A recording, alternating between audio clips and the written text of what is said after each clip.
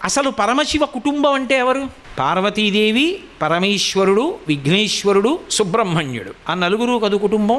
కానీ కాదు, ఆ కుటుంబం ఎంతమంది అంటే 7 కలిస్తే ఆ కుటుంబం అవుతుంది. ఇంకా విస్తరిస్తే మాతా చ పార్వతీదేవి, పితాదేవో మహేశ్వర, బాంధవా శివభక్తాశ్చ స్వదేశో భువనత్రయం.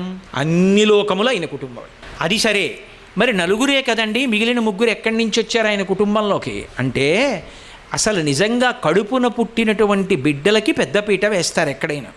శివుని యొక్క కారుణ్యంలో ఉన్న గొప్పతనం ఏమిటంటే, కడుపున పుట్టిన బిడ్డల కన్నా కడుపున పుట్టని వాళ్ళకి పెద్దపీట వేశాడు ఆయన.